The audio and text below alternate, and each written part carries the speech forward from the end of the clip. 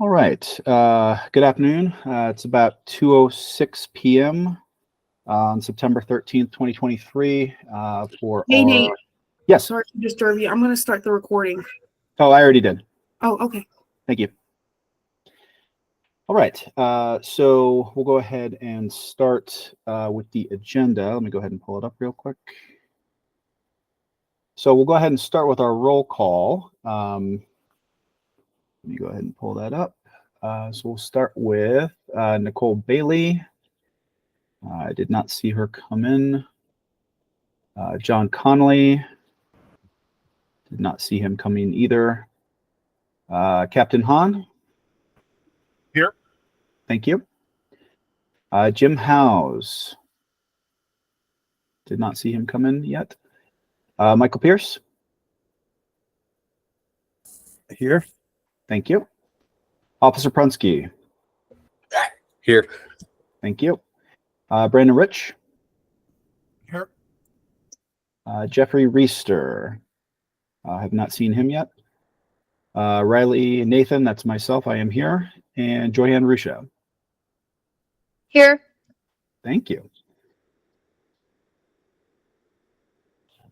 So the first item that we had on the agenda is to approve the minutes from the two previous meetings, those being on July 12th and August 9th. Let's see, 1, 2, 3, 4, 5. So it looks like we have 6 members on right now. I think we would need 8 for a quorum, so we can't do that yet, but hopefully we'll have a couple more members cycle in so we can go ahead and approve the minutes from the last 2 meetings. Moving on to administrative items, just wanted to alert everybody that we had another resignation come in for the task force from Mr. Hill. Mr. Hill was currently occupying the position as a representative for an association of motor carriers as consumers of towing services. So basically the voice in the room that represented larger motor carriers that operate in the state that use towing services, when their big rigs and trucks and things become disabled. So that's that position. Unfortunately, I just received the resignation letter just 2 days ago on Monday. So I'll go ahead and move behind the scenes to add that to the list of positions we need to backfill to make sure that the towing task force is fully occupied and all the member slots are filled. So that's just one more member slot we need to fill. Oh, it looks like we have Mr. Conley coming in. Captain Hahn. Yeah, Nate, if it'd be appropriate, we've got a good working relationship with the motor carrier industry. If it'd be appropriate and if it's at all helpful, I'd be happy to reach out to them to see if we can find a replacement if we're not already working on that. Okay. Yeah, I believe that position had been filled by guidance we had received from CMCA. I'm not sure if we're talking about the same thing, but yeah, that was just, I think, somebody that was part of that organization that seemed like a good fit, considering, Association of Motor Carriers, there's not a whole lot of them in the state. But yeah, no, if you have any ideas, I think we'd be happy to hear them. Gotcha. Yeah, CMCA is who I would reach out to. So if I'll Sure. defer to them if that's something they're already working on, or if it's going to be somebody from CMCA itself. Well, I think that's who we reached out to last time to fill that spot when we were recruiting for it back in 2021. Okay. And I think Mr. Hill is who they recommended. So yeah, we'll factor that in. Appreciate that, Captain Hahn. Yep, you bet. All right. Looks like Mr. Conley is here now. Thank you for attending. We'll go ahead and I still think, hold on, let me just make sure. I still think we are just one shy of a quorum.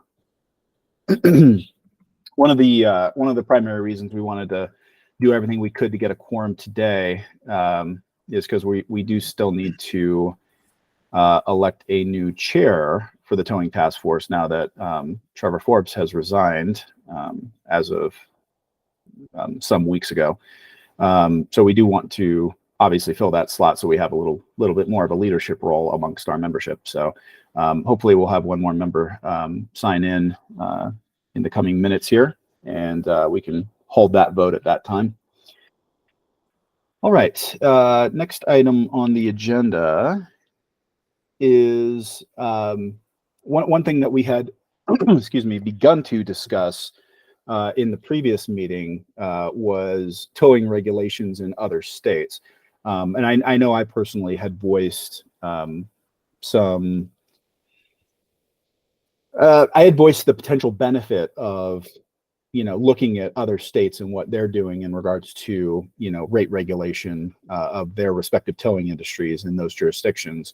I know the Towing Task Force did something similar back in, I think it was 2015, where they looked at some statistics and things out of the state of Utah, which kind of helped to give some guidance and direction in regards to what was at the time a pretty significant overhaul in how towing fees worked in Colorado, with adding the new standards for pricing in the law enforcement or tow industry and things like that, and also creating the new multi-fee tiered system based on the GVWR of the vehicle being towed. So, that was good information to get out of Utah. So I thought maybe it might be helpful to discuss what some of the other states are doing in regards to towing regulation. Just speaking for myself, we actually did do, it wasn't like a super deep dive, but I did reach out to a lot of different states in regards to towing regulations. What I ended up doing, just to kind of give myself some direction, it's obviously reaching out to all 50 states is kind of a tall task.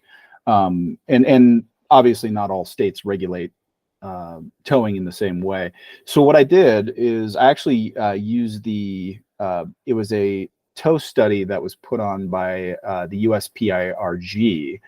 They did a report back in, I think it was May of 2021, where basically they kind of did a snapshot of different towing regulations and consumer protections in different states, and kind of discussed what each state does, common likenesses and regulations amongst different states. And at the kind of the bottom, they had it was basically an appendix that outlined all the different states, and kind of gave them like a green, yellow, red kind of style ranking for different items. So things like what's the maximum tow rate, maximum storage rate, are towing carriers required to publicly display their rates, are towing requirements required to notify, do they accept credit cards, is signage required, notice, all sorts of stuff. So it was maybe somewhere between like 15 or so items that it was like either a green, which means yes, they do this particular thing in this state. Yellow was like sometimes they do it, or maybe they do it in a different way. And then red, or rather gray, is just there isn't that protection in that state, or at least not to the knowledge of the people who conducted this study. So what I did is I kind of scrolled through all 50 states and came up with what I thought were, a dozen or so states that seemed to be the most comparable to what we do here in Colorado, just based on my knowledge of what we do here in Colorado in regulation for towing carriers. And the states that I found that seemed the most similar regulations to ours were Arkansas, Georgia, Illinois, Louisiana, Massachusetts, Michigan, New Jersey, New Mexico, New York, Oklahoma, Texas, and Washington State. Oh, looks like we just had Mr. Reister coming in. I think that would give us, excuse me, I think that would give us a quorum. Let me just double check that. Okay, so on the call right now, we should have John Connolly, Captain Hahn, Michael Pierce, Officer Prunsky, Brandon Rich, Jeffrey Reister, myself, and Joyanne Rusha. That's 1, 2, 3, 4, 5, 6, 7, 8. That's 8. We have a quorum. So let's go ahead and backtrack real quick. I'll continue discussing the towing regulations in the other state here in a moment. I just since we have a quorum, let's move on to the more pertinent quorum related business. So let's start with the minutes from the last 2 meetings. So again, those would be the meetings on July 12th, and again, our last meeting on August 9th. We did circulate those meetings in anticipation of today's meeting. So can we have would anybody like to make a motion to approve both of those minutes, or did we have any commentary?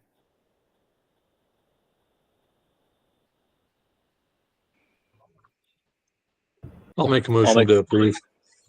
Second. Okay, so that's Mr. Conley and Mr. Reister. Any discussion? Okay. Any objections to approving both minutes and posting them on our website? Okay, hearing none, the minutes of both of those meetings are approved. We'll go ahead and post those on the website. Moving on, let's capture the other big item that we wanted to take care of today, which is, excuse me, due to the resignation of Trevor Forbes, which happened very recently, like within the past 7 or 8 weeks, we do need to replace that position. So we do need a new chair for the towing task force. Does anybody have any interest in filling that role? Again, the chair would just kind of directs the meetings.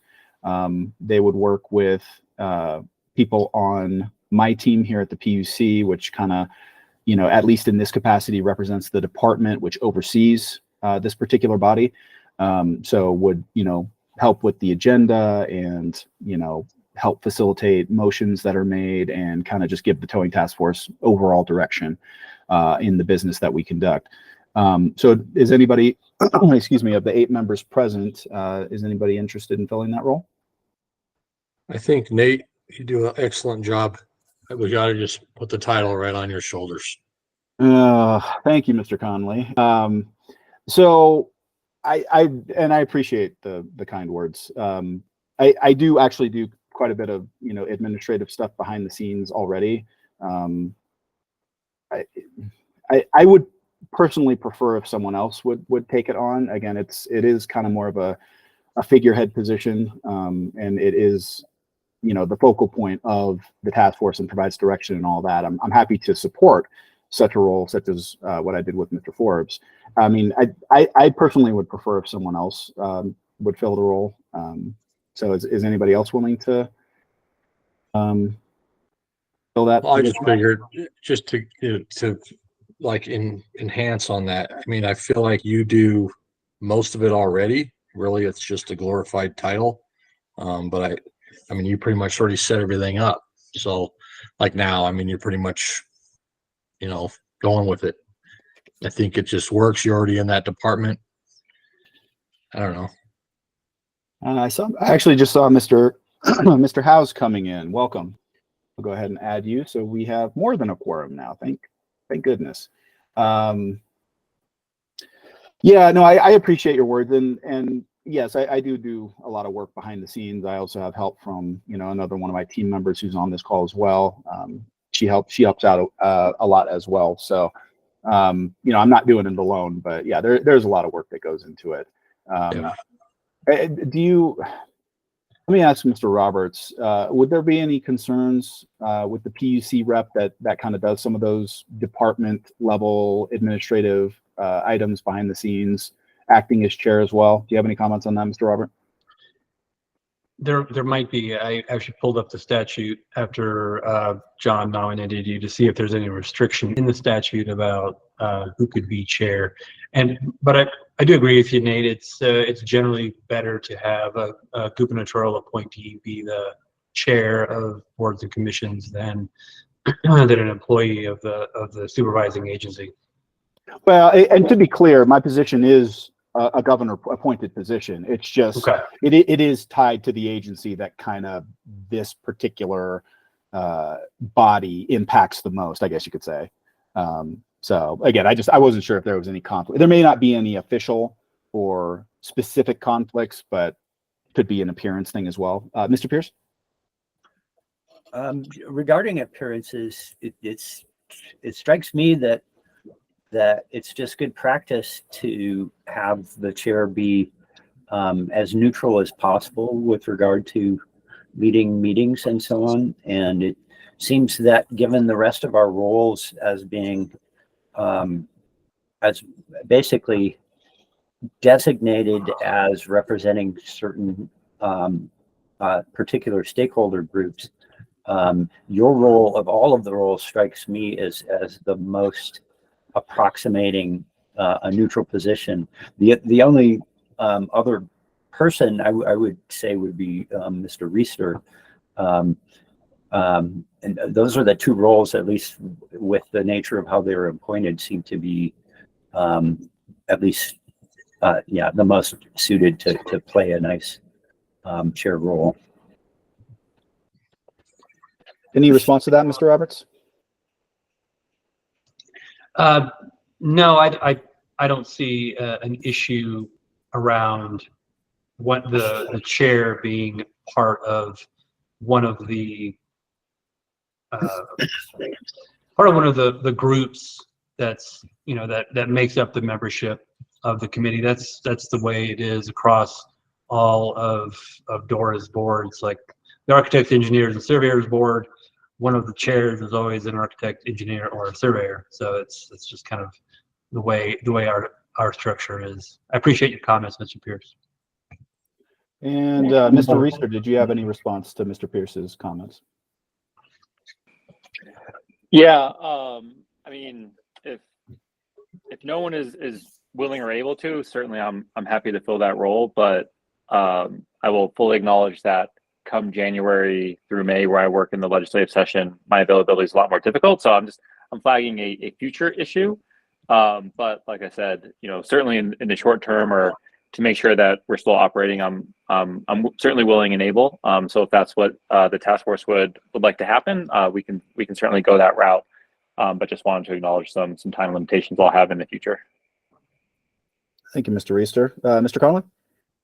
Just to clarify, on the last task force, Ron Jack from the PUC was the chair. So that he's referencing our former chief of transportation, one of my predecessors. So yes, that is correct. I have seen that. In fact, I think I saw it on that big towing task force report from back in 2015. I believe he was the signature on that as the chair. So I agree that that's correct. So okay, thank you, Mr. Conley. Ms. Ruscia. Thank you. So I concur with my colleagues. I think that you are an excellent choice. But I also don't want to put you in a, on the spot or in a position that might not be comfortable. And I was about to suggest the idea of co-chairs, and then I realized we would run into OML issues with that too. So I don't know. We do have a quorum, and it would be nice to settle this today, but do you think that as our de facto leadership position, Mr. Riley, do you think that we should table this for next time, and then that gives us time to think about it? I'm not I'm just putting it out there, but if you were comfortable and we were to move forward, I agree that you would be an excellent choice. I also just wanted to acknowledge where you were coming from and say that I respected that as well. Thank you, Ms. Ruscia. I appreciate your comments. Mr. Howes. Yeah, I just the last time it worked out really well with Ron Jack as the chair, and I would be comfortable with you, Nate. I think with the resources and expertise of the position, I think you being the chair really works out well. So that's the way it was when Mr. Jack was on there. It worked out well. Okay. That was all. Yeah, and I suppose I agree with you, Mr. Ruscia, that I would prefer to have this settled today, since we do have the quorum, and you know, we actually have 9 of the current 10, you know, considering the resignations we've had over the past couple months. You know, we have 9 of the 10 members here, which is something we haven't always been able to accomplish, you know, this year so far, unfortunately. But yeah, again, if you Mr. Roberts, if you don't have any glaring concerns, and you know, I don't necessarily disagree with Dr. Pierce's comments about, you know, the PUC position being one that's a little bit more in the middle, which is actually pretty correct. I mean, it's the commission's job to essentially balance, you know, the concerns of the consumers and also the concerns of the industries that we regulate and all of that. So it does kind of put us in that mediating position on a pretty regular basis. So it's something we're used to over here at the commission. So, I mean, unless there's something. Yeah, I have no concerns, and there's no limitation in the statute about as to who can serve as chair. Okay. All right. Very well. Mr. Conley, did you want to make an official nomination? My official nomination would be you, Nate. All in favor? Yay. Okay, it's done. Next. Well, we'll just we'll do an official roll call for the vote, just so for transparency purposes, just to make I'll sure. second that nomination. Okay, so John Conley was the primary motion, seconded by Dr. Pierce. We'll just do a quick roll call this time. We won't mess with the voting mechanism in the Google Meet. Just that'll be quicker, I think. Mr. Conley, Yes. Captain Hahn, Yes. Mr. Howes, Yes. Dr. Pierce, Yes. Officer Prunski, Yes. Brandon Rich, Yes. Mr. Reister, Yes. am I supposed to vote? It don't matter. You Okay. got outvoted. Yeah, that's a good point. Miss Rusha? Yes. Okay. Well, I guess I would say yes too, because it does. Yeah, I agree with Mr. Conley. It doesn't really matter. All right. I guess that passes. So I'll go ahead and assume the chair of the towing task force duties moving forward. I think I'm pretty involved. I'm sure most of you would agree. So I'll just take that extra step and make sure I have the agendas all prepped beforehand. And I know we already send the notices out for meetings and those types of things as well. So, all right. Well, I'm glad we got that business out of the way. It's one less thing to worry about. Let's go ahead and we'll jump back into what I was discussing earlier. So again, those were the dozen states that I had reviewed, or at least identified as potentially the most likely to have towing regulations that are mostly on par with what we do here in Colorado. Of course, it's never exactly the same, but for the most part, you know, especially some of the consumer protections apparently were fairly similar. So I'm happy to share what I found there, and feel free to stop me at any time as I kind of go through this. I'll do just kind of a high level what I found, like who actually regulates towing in these different states, and you know, all these different things. Actually, hold on. I think I have a better document that covers this a bit better. Let me find that. Hold on. I think it's here. Okay, so we'll just go through the states in alphabetical order. We'll start with Arkansas. So what I found from Arkansas is there's more of a statewide regulation of towing carriers there, kind of similar to what we have here. It's covered by something that they call the Arkansas Towing and Recovery Board.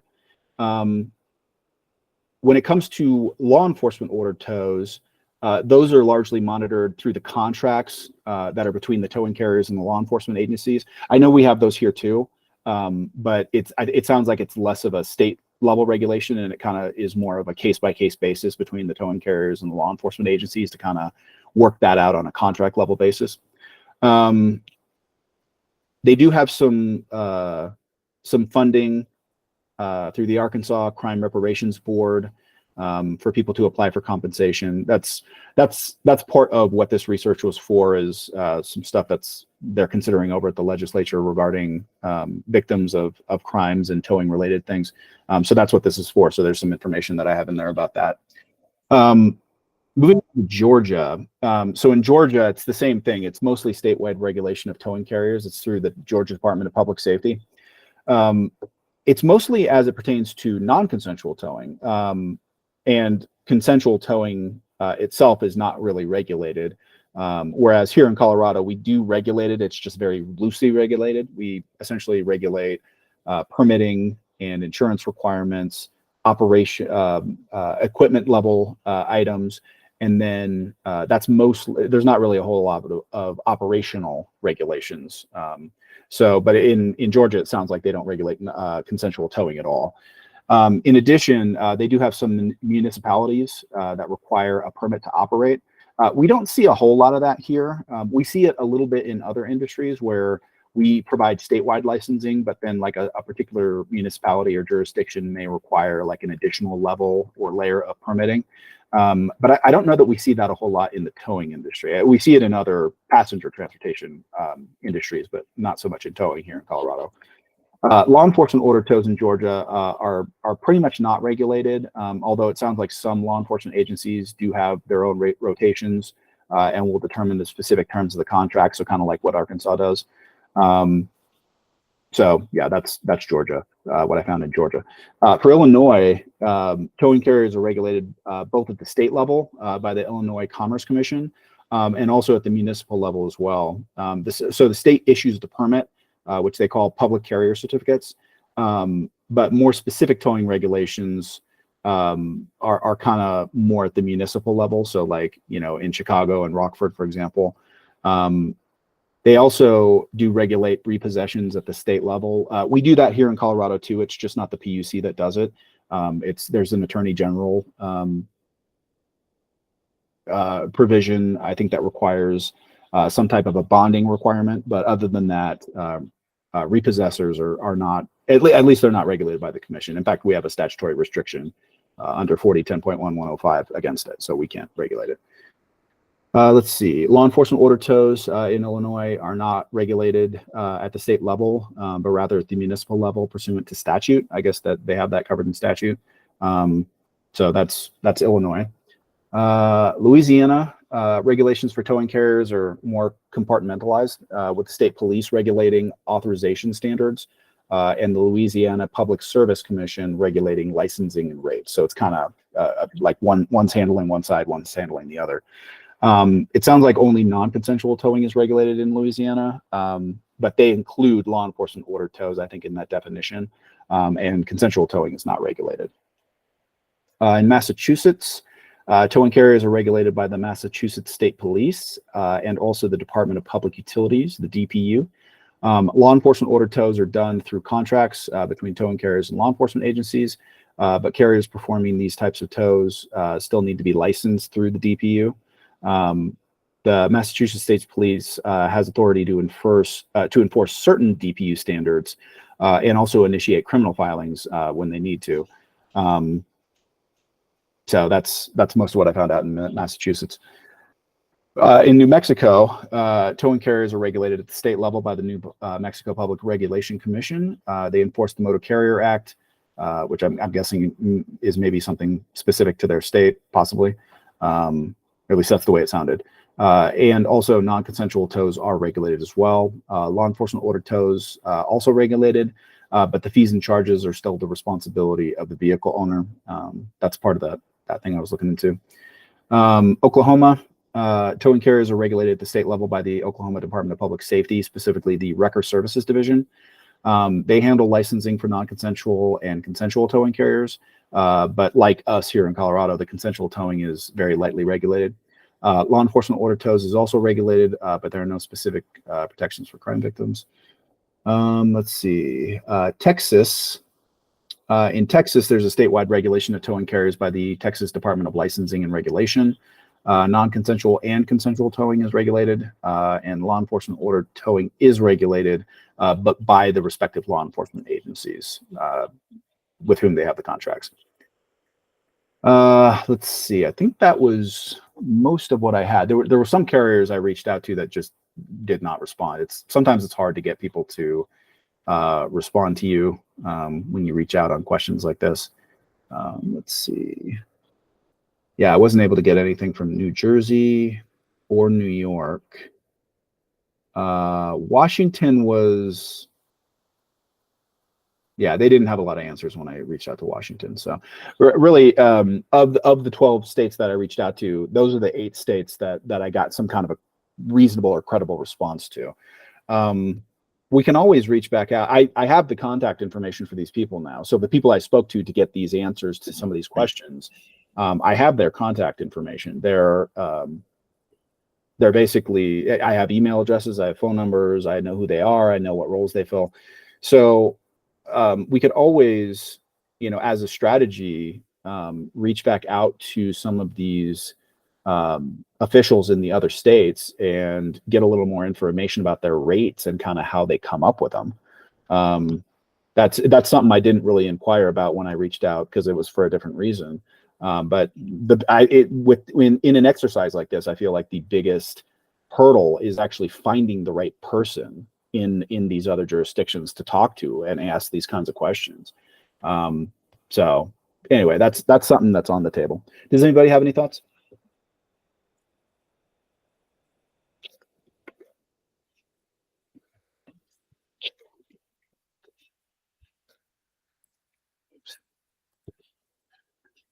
No thoughts? Yeah. I guess a comment, just the approach that you were taking is through US PIRG and just internal contacts with potential staff members of the relevant state governments. And I was just curious how much information is potentially available through web searches for non-consensual rates. And how reliable that kind of research would be.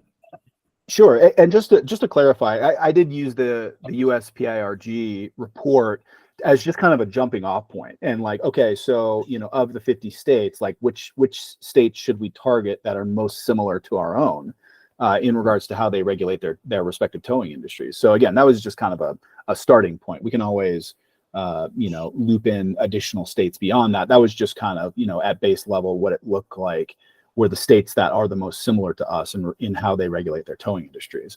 So that's the first part. And then secondly, yeah, now that I have these contacts, and to be fair, some of them, when I spoke to them, did refer me to their agency websites, or some of them emailed me, links to stuff.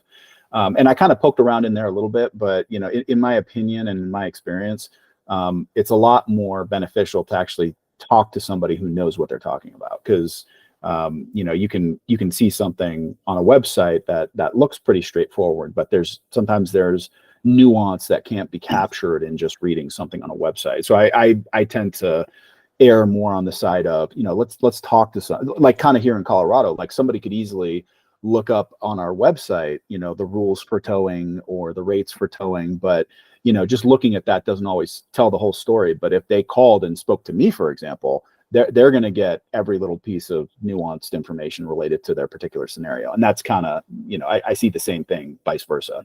So that's why I always prefer to actually speak to somebody who's in the right position too.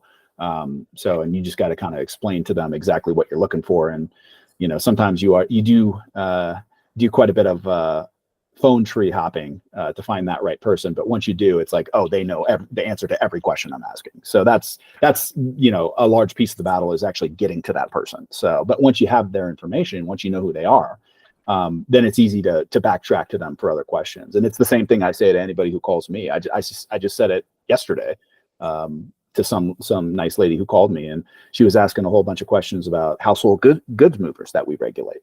And so I answered all her questions, and I said, yeah, here's my name, here's my title, here's my phone number, here's my email address. Reach out to me if you have any other questions about anything else. And she was very grateful. So again, having that that link to those types of people in the other states, I think is very helpful. Did you have anything else, Dr. Pierce? Yeah, I was just thinking about the approach where you were first looking for states that have similar regulations in place, and I was thinking about possibly a different approach where the similarities aren't based on the already up and running regulations, but rather on the geography and the demography of the state we're talking about for similarities. So, for example, I would suspect that Massachusetts is being an East Coast city, or sorry, a state, is going to have very different geography and demographics than we do here in Colorado. And one of the more significant things that has struck me in some of the conversations we've been having is how distinct the Front Range is from mountain communities and the plain communities. And again, from my perspective, doing affordable housing, there's also a distinction between resort mountain communities versus non-resort mountain communities. And because of the different economies, it seems odd to have one set of rates govern all of these different economies just because of how they're very differently structured. So some of my thoughts were what other states might have a similar geography to us. And just off the cuff, it seemed to me states like Oregon, Washington, New Mexico, Utah, Arizona probably have a lot more similar economies to Colorado than these eastern states do, and geographies. And I was curious if the way they set up their regulations respect those differences. And just from my own research, I did notice that Arizona does not have statewide regulations for non-consensual towing, but does have local. They basically, I believe, give regulation authority to cities, I think. And so I was just curious about those kinds of potential shifts.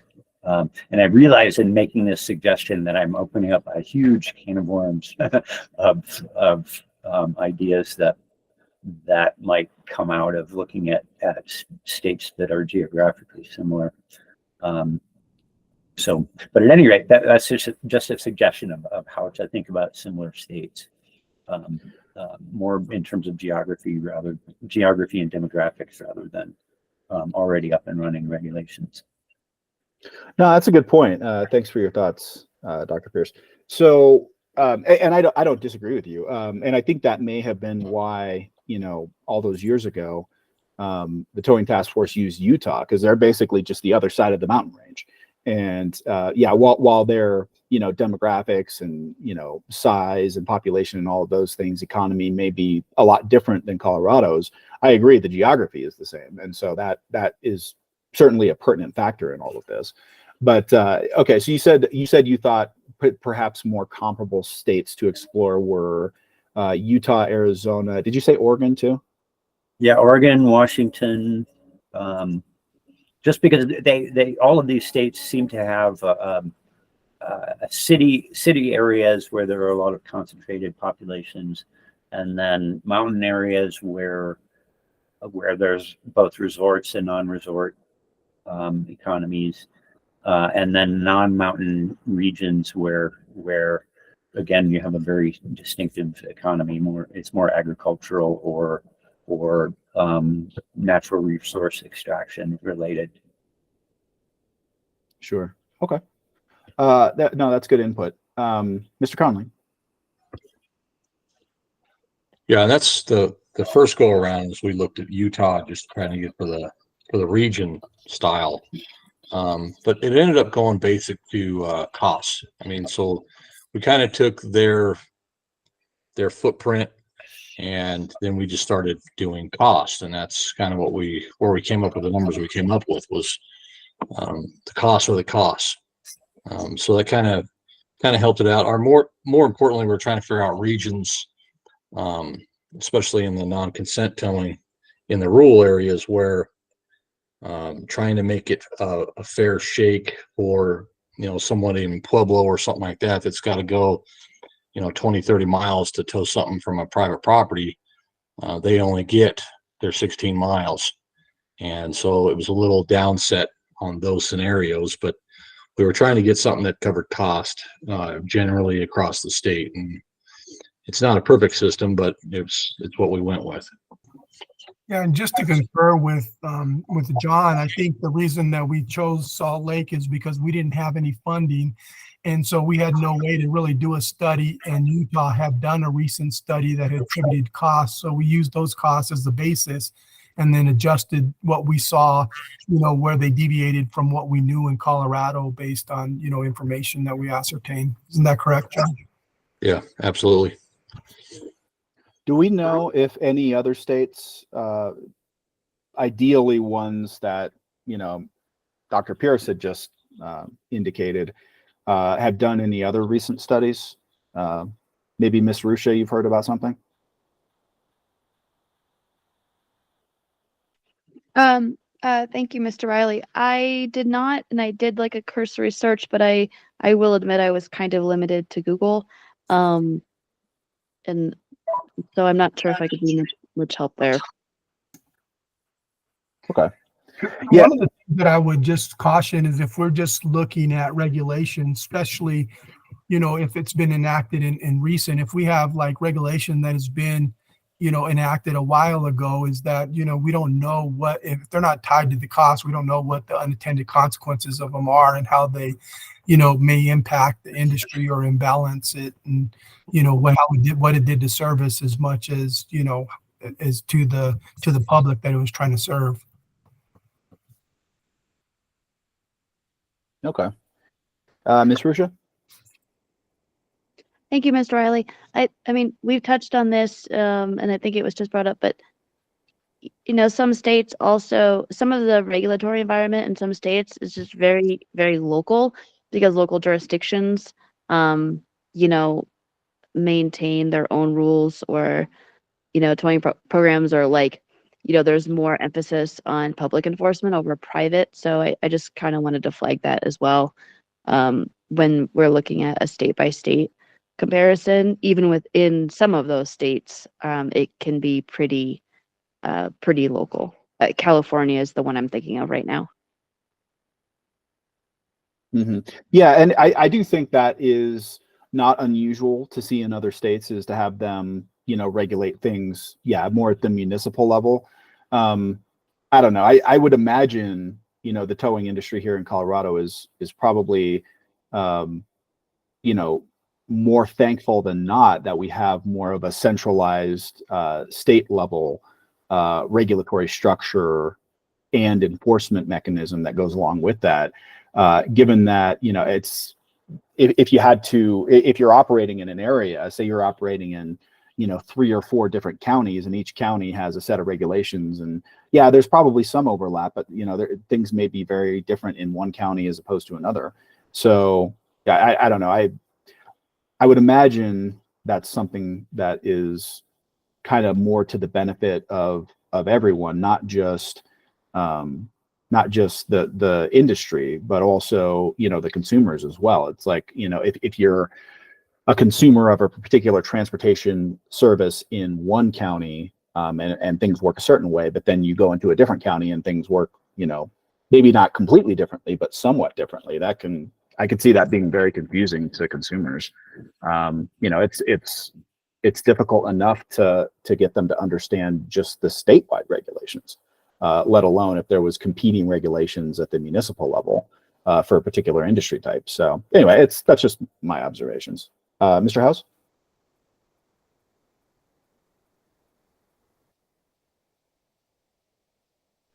Sorry for the buttons. I think you talked to Texas.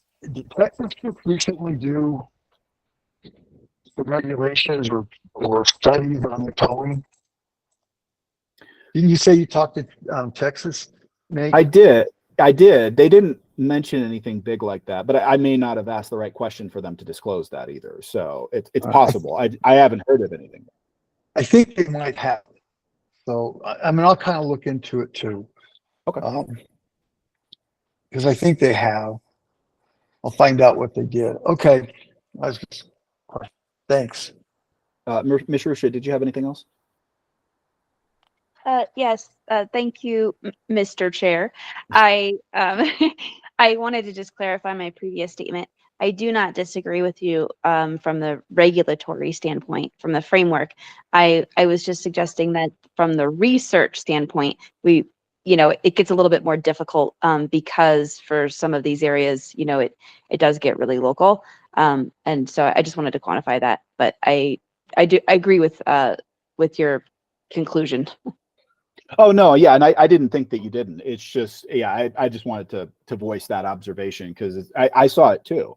In looking at some of these other states, yeah, most of the ones I looked at did have a more statewide umbrella set of regulations, and maybe there was like some subtle differences at the municipal level, but there was still that overall statewide structure. Whereas, I'm sure there are some states out there that don't regulate the towing industry at a statewide level at all. And so if that's the case, I'm trying to put myself in the shoes of a consumer in that kind of a state where that's the case. And okay, how are things work here or there and whatever. So that's kind of what I was getting at. But no, I understood where you were coming from. Just wanted to kind of make that observation. Dr. Pierce? Thanks. So I agree also with the notion of a statewide regulation just being easier to use and more consistent and preferable overall. But with the caveat that one of the reasons for bringing up that there are important geographical differences is that if we're looking at one uniform rate that applies across the state, we're talking about charging the same rates in Denver as we do in Yuma, or as we do in someplace in the mountains where the population is very small and carriers are going to have to come from the next town down the highway. And so in these different kinds of cases, the cost to the towers are going to be very different, but also I'm thinking of, again, say Yuma area where you've got the local AMI. I don't know if AMI is quite the right term, but the local median income is considerably lower, as are the property costs. And so both the cost of the towing, I would think, would be lower, and the ability to pay the rates would be lower, whereas the property costs and the ability to pay will both be higher in, say, the Front Range, especially concentrated around Denver, Fort Collins, and that strip. So just thinking aloud, I was wondering if there are ways of having a statewide regulation that nonetheless honors the differences in these local economies and has the prices a little bit more tuned. And Mr. Connolly, I was going to actually defer to you because I know you've thought about this as well, and would love to hear your observations. Sure, and we went through all that, and you have to look at most of the time in the like you say, like Yuma County, things like that. The towers are traveling a lot farther, so they're kind of getting screwed around with the mileage fees, but yet that kind of counters the lower income there. So it might be the same price, but the mechanism kind of balances itself out, kind of say. So that's why they're only allowed 16 miles, where most of them will travel well over 20 both directions. So it kind of balances out there. I mean, there's some parts where they travel 50 miles to the next town. And the ones that really took it in the shorts were the like Vale, that area where you have everything up there is just expensive. Everything's expensive. And they're also traveling far. So the mountain towers kind of took it in the shorts on the last go around, but it was the best balance we could come up with for the entire state. So where some are losing on one end, they're gaining on the other, and vice versa, to where it kind of balances itself out. Okay. Well, so at least thinking through some of the particulars that I was trying to think through in my head was having just different ways of setting the component rates. So seems like mileage, for example, is super important, just to cover the distance that needs to be traveled to do a tow.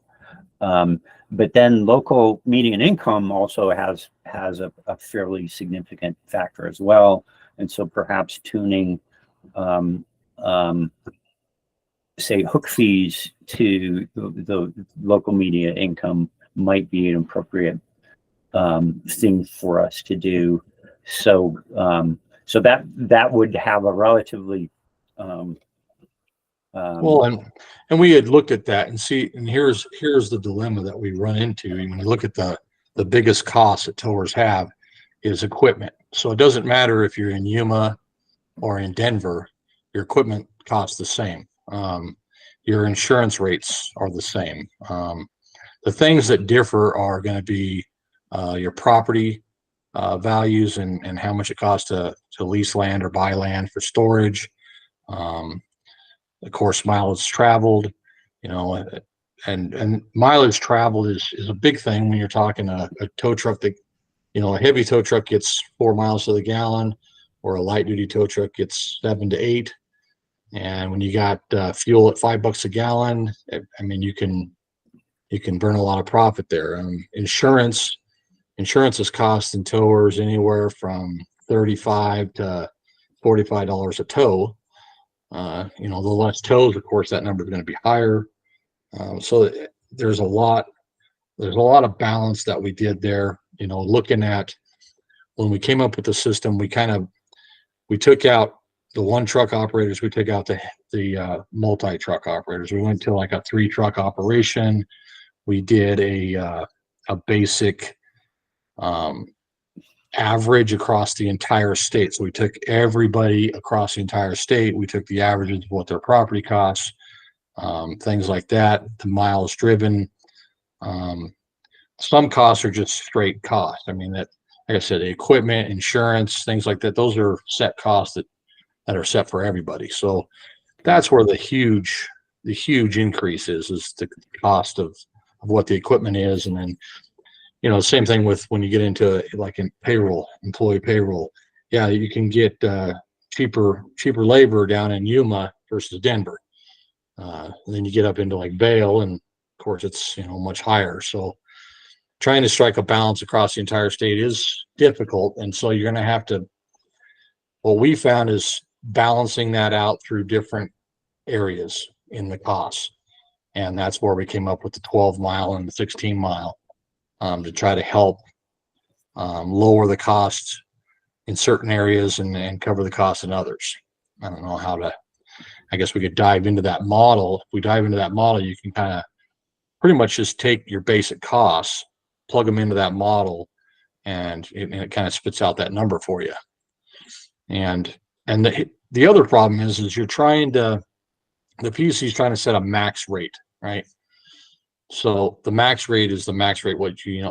That's not what the towers have to charge. I mean, there's a lot of towers out there that don't charge the max rate because they don't need to charge the max rate. The problem is towers that do charge the max rate, if they don't need to, but they do. So it's just to have a ceiling. It's to kind of let free enterprise take over it with some kind of guidance so they don't get crazy. And that was the problem that we were having, was we had some towers in the state that were just beyond crazy. I mean, when they were charging $2,500 to tow a medium duty truck and things like that. So we had to put a ceiling on it. And the problem is the way PUC worked in the past is it took four years to get increases. So it's hard to work on that as a tower when you have 4 years before you may get another increase, and yet within that 4 years, you have something like insurance that goes up 300+%, and that put a lot of towers in jeopardy. So that's when we came up with this last go around in the PUC rules of doing an annual, and this last year was the first annual increase on that CPI, and so far it seems to be kind of working. I mean, it's a little struggle when you got fuel at $5 a gallon plus. That's pretty hard to make those ends meet. But here again, those are things you can't fix because that's on a federal level.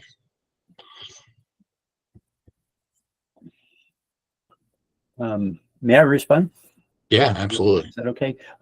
So just a point of clarification on insurance. Is it the case that you are charged the same insurance rates regardless of whether you are located in Denver or Yuma? So that was the first question. They're pretty constant. Yeah, they're pretty constant across the state. Okay. I mean, Jim's an insurance guy. I've framed at him many times over the rates, and he tells me the same thing. It's a hard market. You can't do this or that. And, he's Jim. I mean, you can explain what you are. You're a broker for major insurance companies that, Yeah, Michael, that's a good question. There is some deviation between like the metropolitan areas and the more rural areas. However, we've seen an average of 20% for the last 8 years increase every year on trucking in general, but especially in towing. The problem is that it isn't the same for every tower. I mean, we have to take an average. I mean, let's just take a light duty truck, for example. That range for a light duty truck, depending on that company, can be anywhere from $20,000 a year for liability down to $9,000. Depends on the size, the location, and claims history with those towers.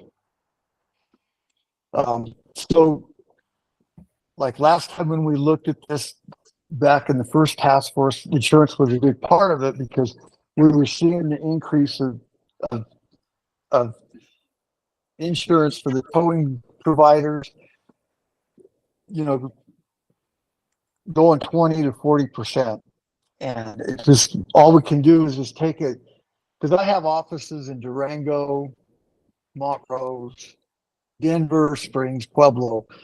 I have actually a few more offices in Colorado, but those are the ones that actually have some towing risks insured through them. And so we looked at the averages, because it changes from tower to tower. It's not so much rural and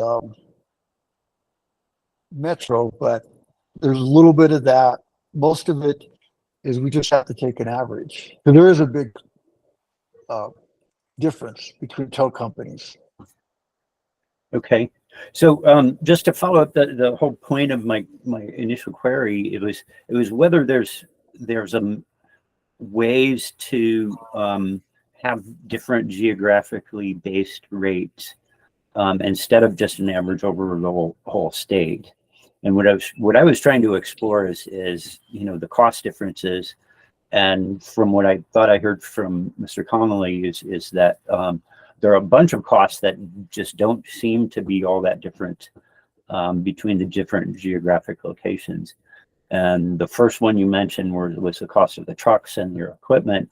Sounds like you're paying the same amount for a given truck, regardless of where you are in the state. And then I thought I heard you're paying pretty close to the same insurance rate, regardless of where you're located in the state as well. But some of the differences would be wage rates and your basic cost of your office space or your impound lot. And so staff and rental or property, that's going to differ quite a lot. Other costs are going to be the same. I guess I'm still unclear from what I'm hearing from Mr. Howes and Mr. Connolly whether insurance is actually fairly stable across the state or whether they're fairly different. And just from my own observation, I don't know if this is sufficiently analogous, but for regular car insurance rates, it matters hugely where you are locally. I remember talking to a representative about that. Why did my rates go up? Well, you live in a high accident area. That's why your rates went up. You're in the Boulder Denver range, and that's if you were somewhere else in the state, your rates would be much different.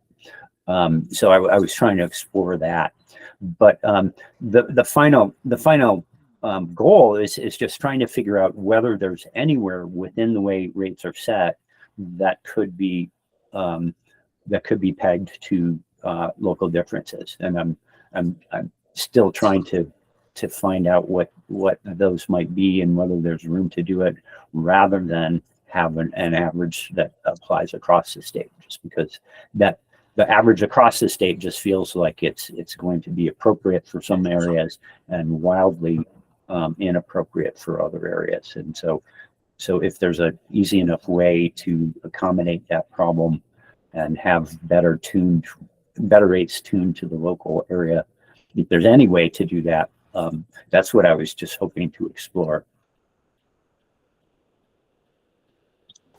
Yeah, and then to Nate, to go back on someone had a question earlier about who's done a recent study. I believe Texas just recently did one. Yeah, actually, Mr. Howes, I think you were able to find it's. I don't know that it's as recent as maybe we thought it was. It's something that I guess they did in 2020. It looked like 2020. Yeah, 2020. And I read through it. It's just a little, I was glancing through it anyway. It was just a little 6-page report, but it's got like some graphs in there and some figures and some percentages and things like that. So I went ahead and added it to kind of our group shared folder. I'm going to go ahead and link it again in the chat for everybody. Wasn't that done by an economist? It was somebody from the Texas Department of Licensing and Regulation. Again, they're the primary regulators out there in Texas, from my understanding. At least they're the signature, but it looks like they may have used a consulting company as well. So that's also possible. Actually, it looks like it was by a consulting company. Yeah, it was a. I'm not sure. Just a consulting company, it looks like.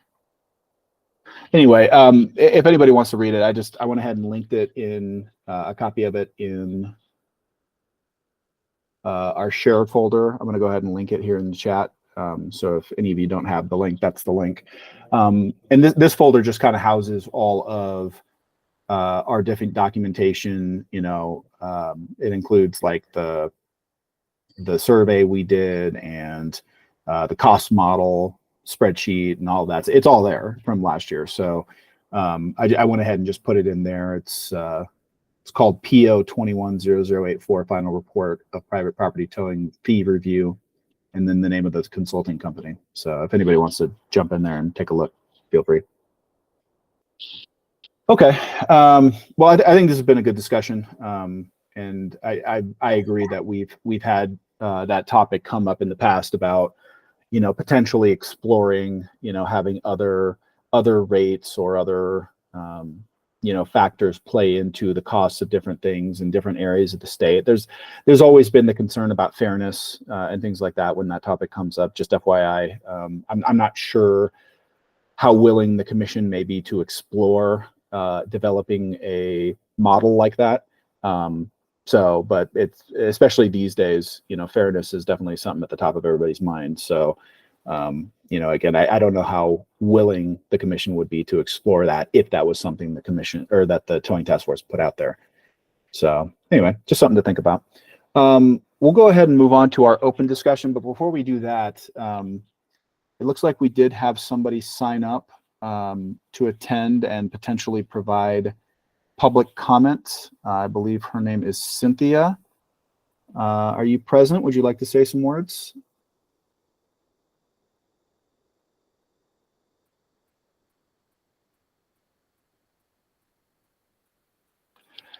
Yeah, it's as usual. Before this meeting every month, we put up, as part of the general notice that we're holding these meetings, we do put up a sign-up sheet, and I believe she signed up. But I don't know that it was clear for what purpose. So yeah, go ahead, Cynthia. Hello, no, thank you. I'm just observing today. Okay, thank you. Appreciate that. Welcome. So if you do have any questions, feel free to jump in. This is more of a free-flowing discussion, and usually we hold our public comments kind of at the end, but sometimes if there's a little break, we try to throw it in as soon as possible in case you have other time commitments. All right, so let's go ahead and move on to kind of our more open discussion part of our agenda. So I guess based on everything I've heard so far this year, it sounds like there's two things we may want to attempt to accomplish for, whenever we have another potential report ready to forward to the PUC or a set of recommendations. Again, we already met our statutory requirement by submitting our last report back in November, but I know we punted on a few topics. So I think most of us would like to continue, that work and to explore those areas that we didn't quite get to in the last report. But having said that, based on everything I'm hearing from everybody, it seems like kind of the two primary things we could potentially put into any subsequent report would be, first off, I know one of the things we've talked about is the fact that the commission has now incorporated and is currently acting upon the provision in the rules that allows for annual inflation adjustments. And that is admittedly something pretty new that the commission has tried. It's something we don't really see in other industries, and some of that there's reason for it. So like with a CPCN, for example, they file their tariffs, so there's not really a mechanism to allow for automatic increases. That's just, I don't know that would even like legitimately work in that kind of a context. But yeah, in regards to rate setting and basically setting the maximum allowable rates that can be charged for different services, especially non-consensual services. This is kind of a new concept that the commission is trying out, and I understand why they put it in. And in that rulemaking back in, I think 2019, I think is when it was, but it went into effect in, I think, the beginning of 2021 or about there. I get why they put it in. It's a new concept. It's something I know that the towing industry was excited about, so they wouldn't have to keep coming back to the commission and asking for additional and lengthy rulemaking processes to get to the same endpoint.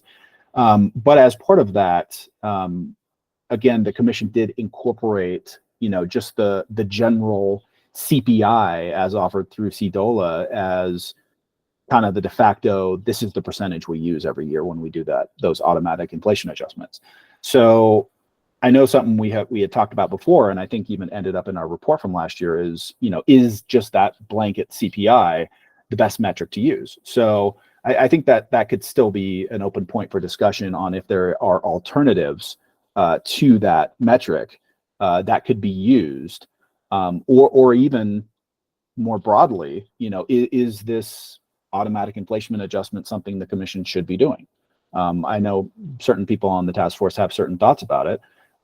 So I think we could continue to explore if that is, the best strategy as it pertains to towing rate regulation in Colorado for the commission to use. And I think the task force could certainly make a recommendation on if using that kind of a standard is even appropriate in the first place. But if it is, which again, currently the commission believes it is, then is that CPI that's being used, that's just that blanket one from the CDOLA website that comes out every February, late February, Is that the best one to use? Is there something that's a little more specific or a little more appropriate to use when incorporating this, rate setting annual inflation adjustment strategy?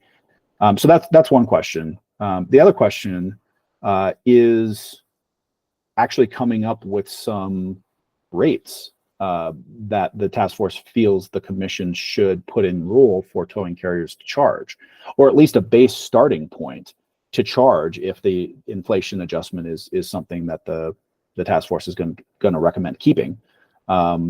We have a starting point that it would work from, moving forward. At least that would be the recommendation, or how it might be shaped.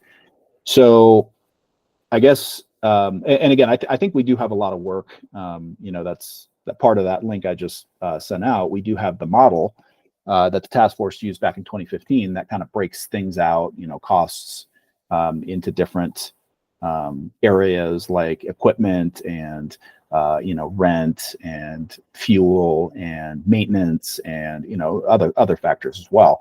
So we do have that to work off of. I know we kind of started working on that last year, but we could definitely spend some more time looking into that and seeing, okay, so this was what it was back in 2015. What do we need to update in this spreadsheet now to accurately reflect 2023, for example.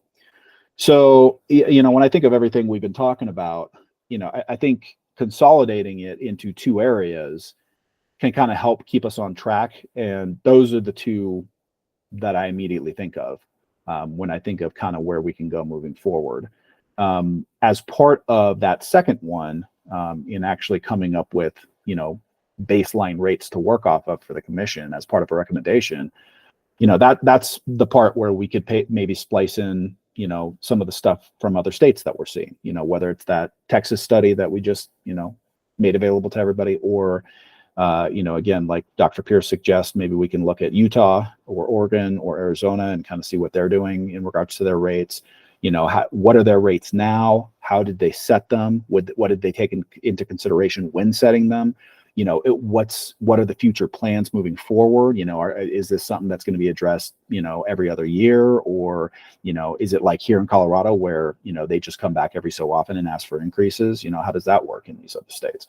So anyway, I think all of that can be helpful, but yeah, kind of having more of a two-tiered goal moving forward, I think could be helpful. What does everybody think about that?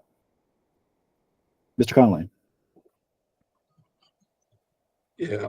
Well, one of the things that the CPI doesn't do is it doesn't have anything in there for equipment costs, right? So equipment went almost $40,000 higher for a light duty truck from last year in May to this year in May. It went 40,000 more for a light duty truck. The trucks that used to cost, 90,000, 95,000 are now 140,000, 135,000. Heavy wreckers that used to be, when we set this up the first time in the task force, the heavy wreckers brand new were, 480 to 500. Now they're 800 to 900. It's just insane. They've almost doubled in price in just a few short years. So, that's something that CPI doesn't account for. CPI does well for things like, wages. So, and that's pretty much what it helps with is wages, but it doesn't accurately hit the cost of the tower. So it's inaccurate, but coming from the towing industry, it's something better than there was. Before there was nothing. So at least now there's something that gives you an increase, every year, even though it may not be enough. It's something. It's better than nothing. And as over time goes, maybe it'll even itself out. I'm hopeful. I don't see it happening, but I'm hopeful. Okay, that's a good point. And so I think that's a good point. I think that again, it is something that's kind of new to the commission, and it's kind of a trial run to see if it's going to work. And while we only have 2 years worth of it being implemented to pull from. And during a time where there was a lot of things outside of the towing industry that was just going on that was affecting everybody. It's something that, I think we just need to ask ourselves, okay, if the CPI is not quite capturing what it needs to capture to be the most accurate reflection of additional costs incurred by the towing industry, at any given time, what is that metric? What is that that thing? What is that thing we can look at that says, oh, okay, this is a more accurate reflection because, maybe there's something out there that does include equipment costs, or just generic vehicle price increases, that may be more than, just the standard wages or whatever else is captured by the CPI. So it's interesting. Thanks, Mr. Conley. Dr. Pierce. Thank you. A point that I would like to continue to raise is I think we still have yet to do a good analysis of the difference between market rates for consensual tows and non-consensual tows. And I think to respect Mr. Connolly's point, that is actually one of the ways where the non-consensual rates could reflect the cost to the tower is if there's a way of pegging the rates to the non-consensual rates to average, say, consensual charges, because presumably consensual charges are going to be charges that reflect the cost to the tower of the equipment and labor and so on. So I still think that we could use a very much more focused look at how those two rates differ and why they differ, with potentially the goal of having non-consensual rates be indexed to consensual rates. That's one thing that I thought is a potential way of actually covering some of the these cost differences in a way that's both fair to the tower and to the non-consensual consumer of the tow who has to pay that cost. And so I would like to also group into, Nate, your suggestion of the buckets, a sub bucket for the rates is a more thorough analysis on our part of the differences and some exploration of whether we could index the two rates together. Sure. And I think we can always further explore that. I know we struggled a bit with that last year when we were formulating our report from November, is, doing that side by side. What we had difficulty with it because, the tows are so different and the costs associated with, one versus the other don't always incur the same costs. I know the big part, that was argued in that report was, that with non-consensual towing carriers, they always have to have a storage facility because you tow a vehicle without consent, you have to put it somewhere. And while you're facilitating the exchange, the transaction. And so you just have to have a storage facility. Whereas for consensual towers, you don't always have to have one. And you may not have to have, such a storage facility manned all the time, because with a non-consensual tower, you could be required pursuant to PUC regulations to release a vehicle at any given time, 24/7, 365, depending on when you tow the vehicle. So yeah, I think that was kind of the ultimate conclusion, at least the one that went into the report from last year. But, I definitely think we could try to explore that a bit further,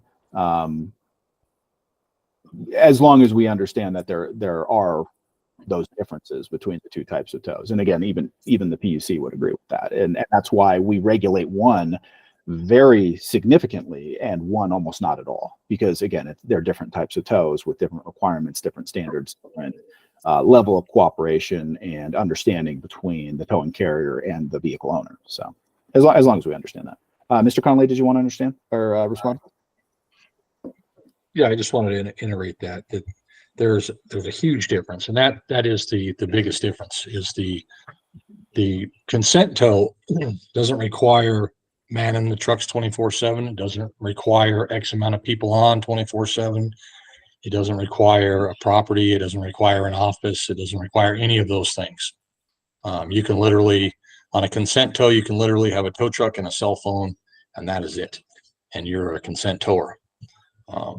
And so your costs are drastically lower versus like law enforcement towing. Law enforcement towing, you gotta man X amount of vehicles every hour of the day, 24/7, and it is on a whim that you may even get a call. There's law enforcement in the room with us that can verify this. That you may tow 5 in one day. It may be 5 in a week. It could be 5 in a month. It varies drastically. And so, but you still have to man that 24/7. And that's where the expense comes in. And there's a lot of expense manning those trucks 24/7. I mean, just look at what it takes for an employee. How many employees do you need to run one truck 24/7?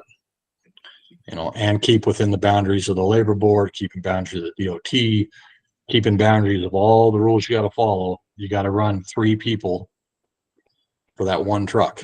So you start adding that by, a few trucks, and the costs are drastic.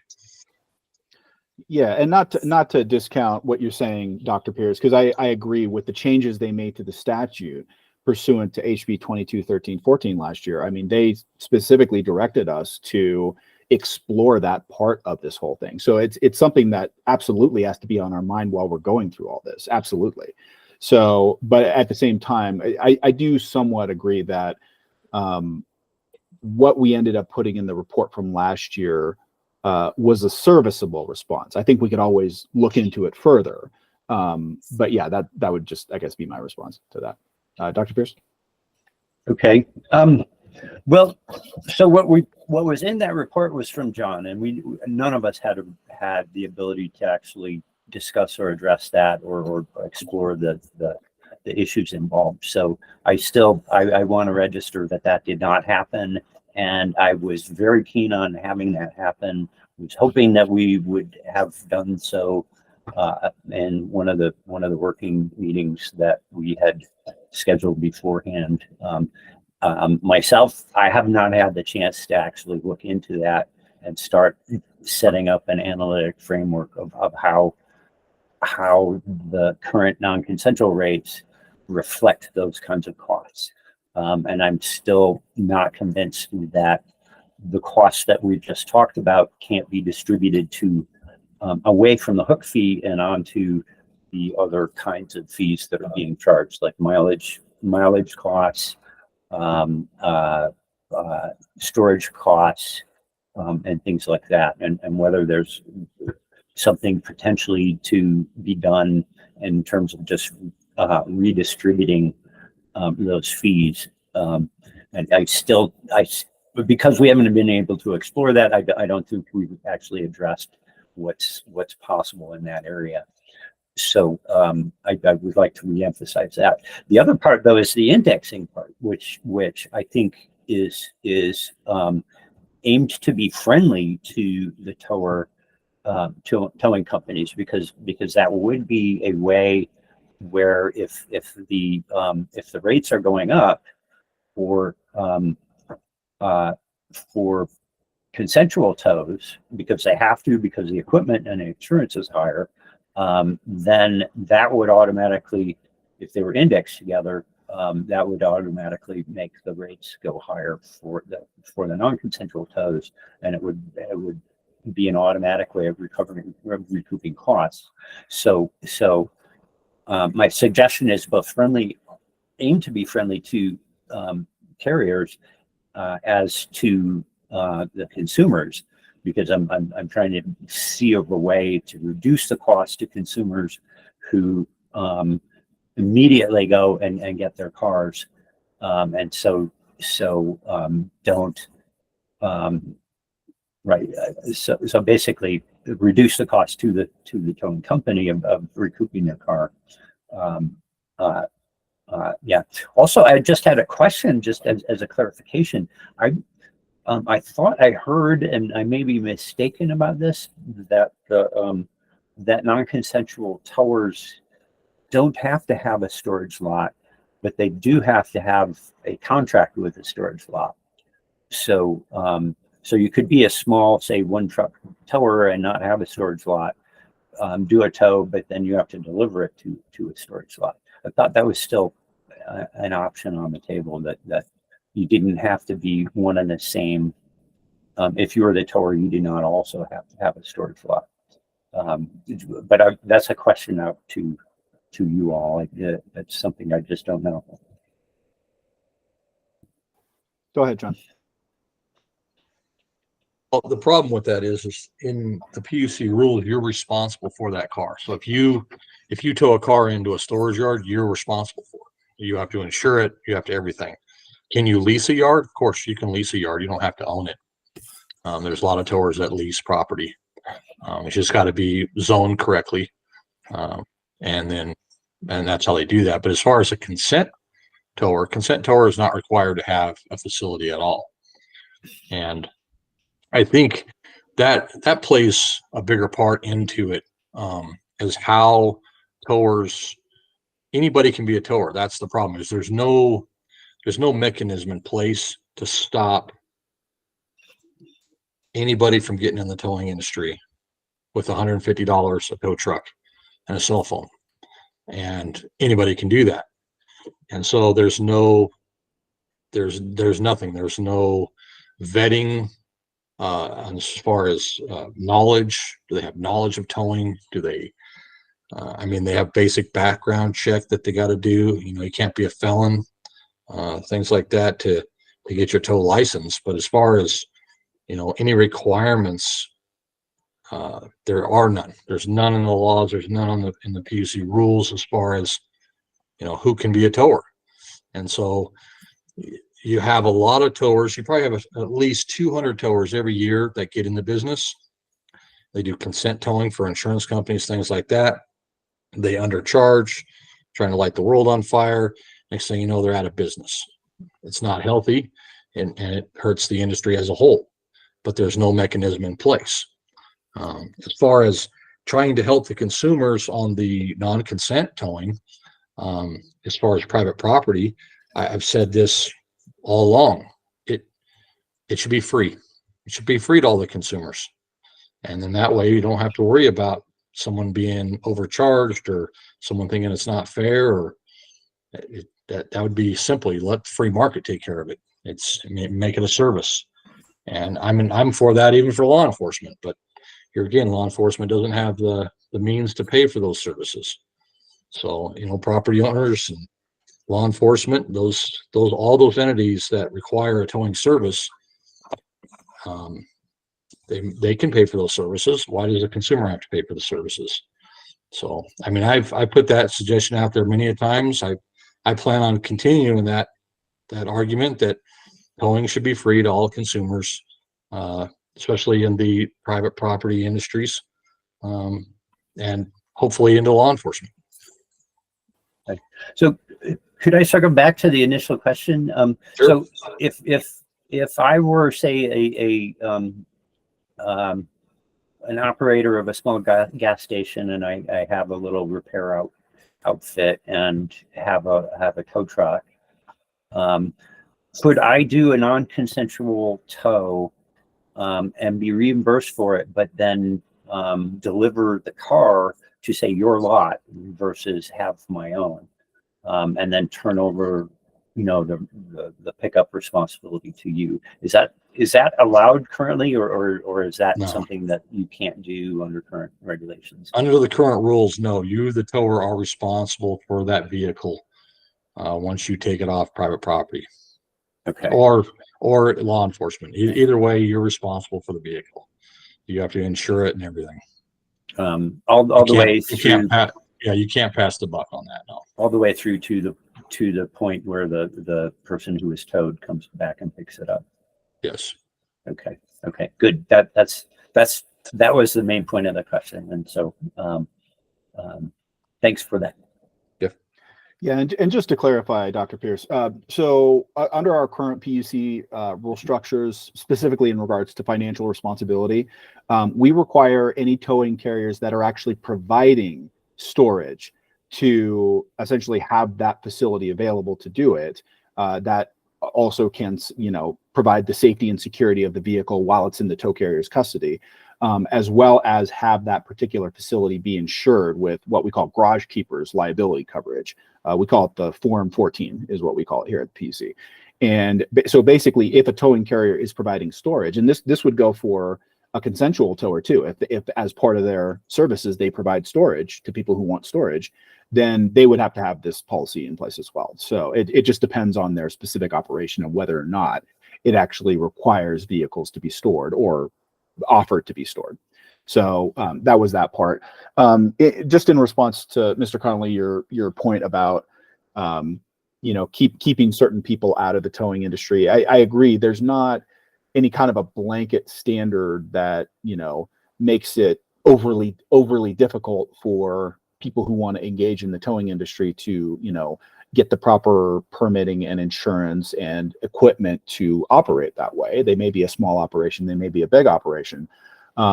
And while there are no specific measures in place to prevent people from doing that, I would just, make it known that we do have statutory mechanisms in place to keep people that could be categorized as bad actors out of the industry. Now, part of that is a long-standing statute that allows us to disqualify towing applications or renewals when any of the principals have felony convictions in the previous 5 years. That's been on the books in the statutes for many years, and we've been using it that way. And we actually got a more broad authority, what we call the good cause standard, in the statutes from House Bill 2213-14 last year. So that actually gives the commission even more authority to deny people to come into the towing industry if, again, there's good cause that essentially them having a permit is not in the public interest for one reason or another. It's broad, and we're applying it that way, at least at first. But anyway, so we do have some mechanisms to try to taper the types of individuals that are coming into the towing market. But I agree, there's not any kind of sweeping standard to keeping people out of the industry just because. So anyway, that's just wanted to make sure everybody was aware of that. Okay. Let's see. Anybody else have any thoughts or want to jump in? Maybe people who haven't spoke as much today. Let's see. Mr. Reister, did you have any thoughts? Or Captain Hahn, I know you haven't spoke a whole lot, or Ms. Rusha. Any of you have any thoughts or responses to what's been discussed, or any other topics you want to throw out there for discussion? Western Group Insurance, this is Jim. Yeah. Hey, Jim. I did. Hold on. Sorry, Jim, I'm gonna mute you.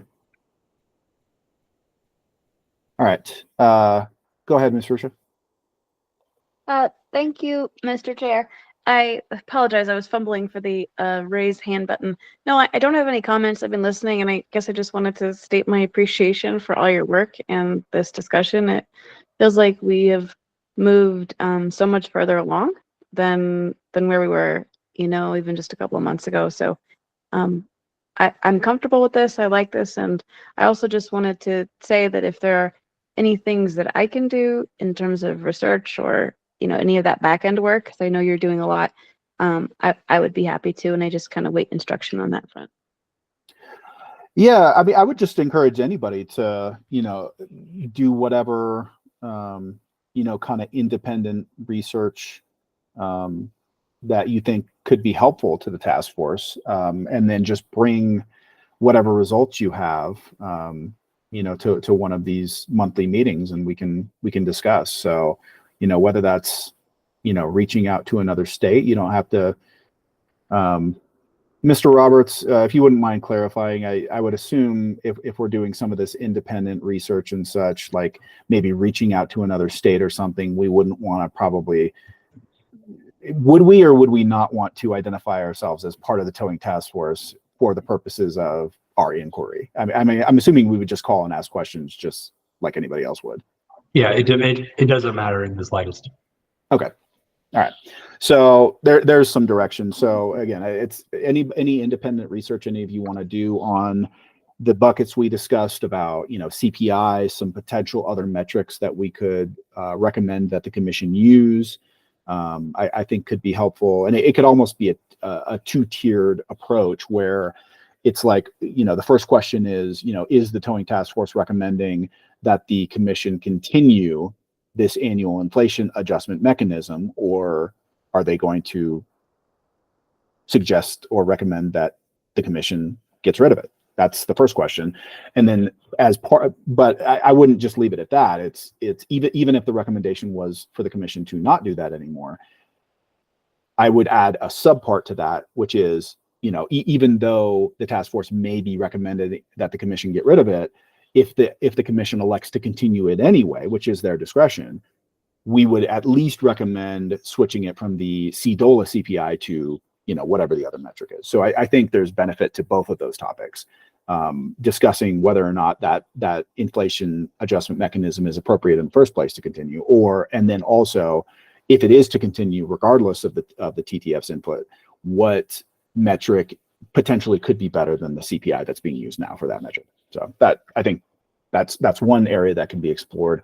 And then the other is just anything related to rate setting. So that could include reaching out to other states. Again, like I said, I've reached out to quite a few of them, and I'm happy to reach back out to them. And from more of a fee rate setting conversation, I'm happy to do that. But then again, I didn't reach out to Utah or Arizona or Washington or Oregon, like Dr. Pierce suggested. So that could be another avenue we could go down.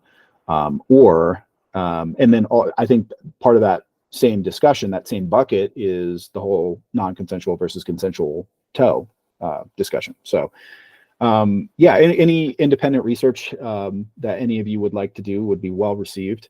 And again, you can bring that to our next meeting. In fact, let's go ahead and set that now.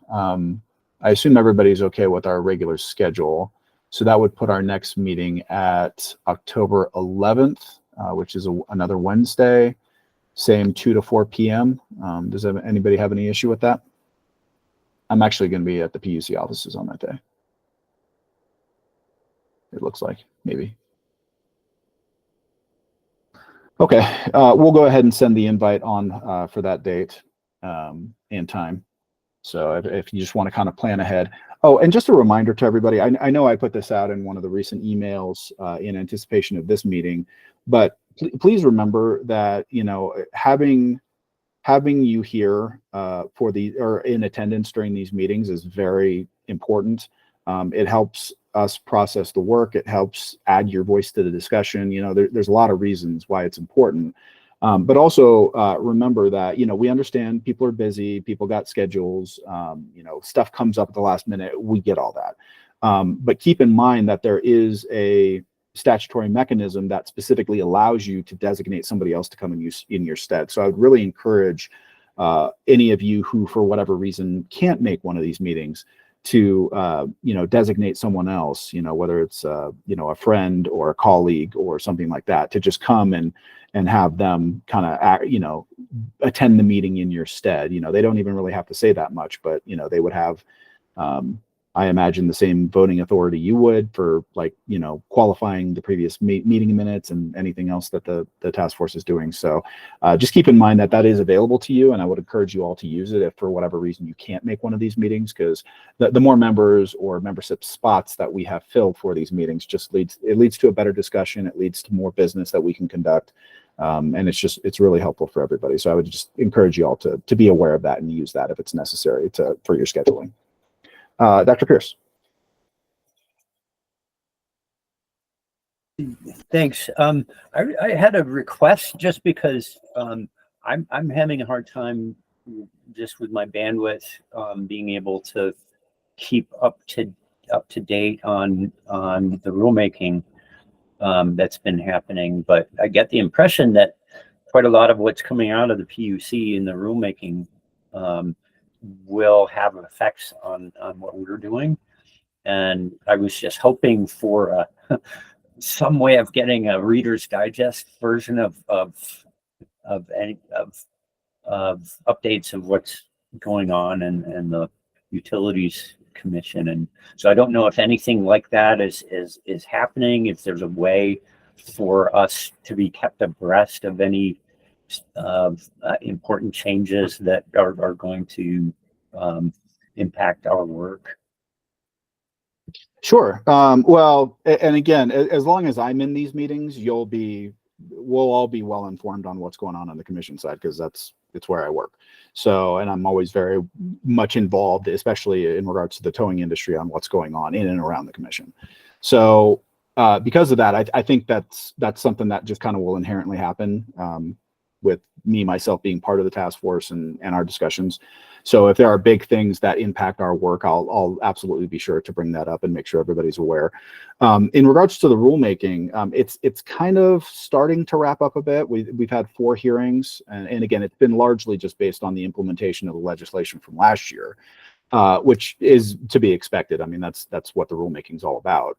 And the commission didn't really elect to go too far outside of that. There's little minor changes outside of that, but not much that's substantive. And so, but as part of those hearings, it was discussed if we wanted to loop in, conversations and such regarding, the rates under our Rule 6511, which is where all our rates are listed. And essentially that was more or less declined. It seems the commission wanted to focus more on the incorporation of the new statutory mechanisms that were put in place last year through the legislation. So there's not really a whole lot that's changing in regards to the PUC's rates for towing services, except those that actually were changed through the legislation. So for example, one of the few areas where rates were impacted is in regards to residential style private property impounds, non-consensual tows, where prior, under the commission rules, towing carriers could assess what they call a drop fee. So that's when somebody's in the process of getting towed, but the vehicle hasn't actually been removed from the property, and the vehicle owner or authorized operator runs up and says, hey, that's my car, stop. Before, under commission rules, that was something that the towing carrier would be eligible for what we called a drop fee. So it was a charge assessed with essentially stopping the tow mid-progress and releasing the vehicle right then and there as part of that exchange. That is still a requirement under the new statutes. However, for more residential style PPIs, that actually is something they can no longer charge for. So they still have to drop the vehicle, but they can't charge for it now. So that's one of the few areas as part of the current rulemaking where rates have been affected for non-consensual tows. But again, it's based on statute. So I don't know anything the towing task force could say that would override that anyway. So, but again, I think there potentially could be more rate specific towing related rulemakings in the future. And that's where we'll want to jump in and make sure that we have recommendations ready to be part of that record. Dr. Pierce? Okay. So thanks for that update. I think so. One of my concerns there too, though, is that the way the regulations shift what's allowable and what's required by the towers, I think also will impact just the cost of doing business. And so that was one of the other things that I was just hoping to get a reasonably good digest of, just because I know, for example, being required to release the vehicles with 15% of the charge being paid, that's going to affect the business, because there will be problems of recouping the rest of the cost.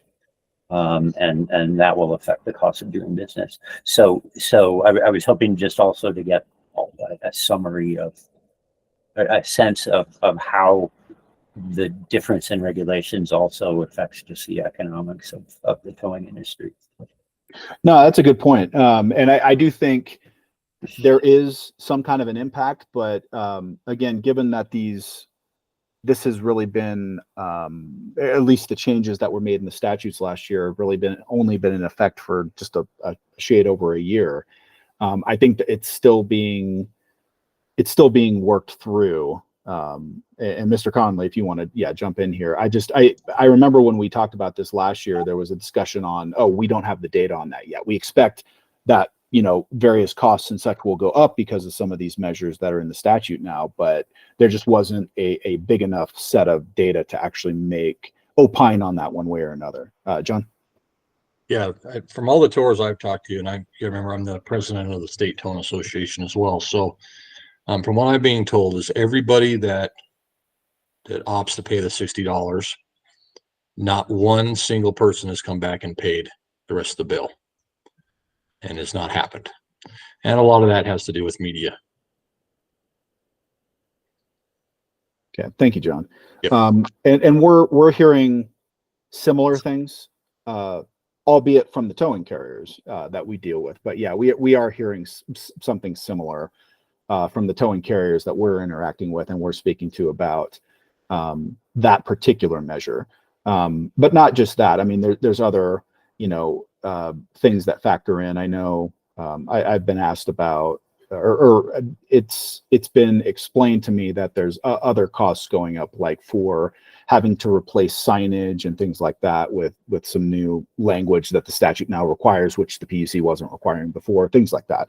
So yeah, I think we can take it all into consideration. And I think it's why it's important to, get that kind of feedback from people in the towing industry who are actually incurring those costs to kind of let us know one way or another what those increases have been so that we can, factor that into our discussions and when we're trying to lay this all out. Right. And like you said on the signs, I think the signs, the way they did the language, none of the signs say that language exactly. And so signs run about $15 a piece to have them built. And there are well over 1 million signs in Colorado. So you're talking, 15 million plus that's going to go to the industry to redo all those signs. Just in the no parking signs on properties. So it's going to be a huge cost. Sure.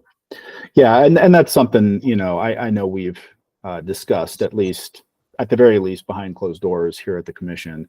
And well, yeah, that's all I'll say about that right now. Okay. Any other thoughts from everybody? We're getting pretty close to 4 o'clock here. So I think we're all pretty ready to wrap up, but yeah, in the meantime, between now and our next scheduled meeting on the 11th of October, 2 p.m., and I'll we'll get that invite sent out here before the end of the week to everybody. So keep an eye out for that. But you may just want to mark your calendar now that's going to be the date and time of our next meeting, October 11th, 2 p.m. But anyway, yeah, in the meantime, between then and now, if you'd like to, do a little work on the side, look up some of these other states or, whatever you want to do, and I'll see what I can do as well in the background here. But yeah, it's any work you want to bring, any concepts you want to discuss further, anything you can think of really that you think can help one of those 2 buckets we've discussed will absolutely be well received and appreciated. So if you can I know we're all busy, but if you can find a little extra time to maybe peruse some of that information or, reach out to somebody and have a discussion about it and bring that back to the group, I'm sure we would all appreciate that. Any other thoughts before we break today?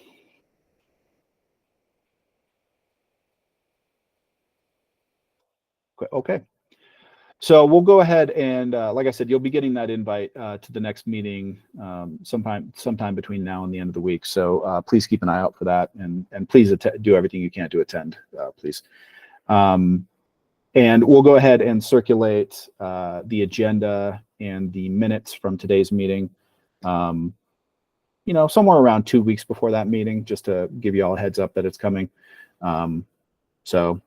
But anyway, I really do appreciate everybody being here today. This is probably the most members we've had on a single meeting all year. So I really appreciate you all being here and participating. It definitely helped with getting the chair issue sorted out and also getting the minutes approved from the last 2 meetings. That's very much appreciated. So I really am thankful for all of you being here. All right. Well, if there's nothing else, thanks everybody for your time. And we'll go ahead and see you on October 11th. Thanks, everybody.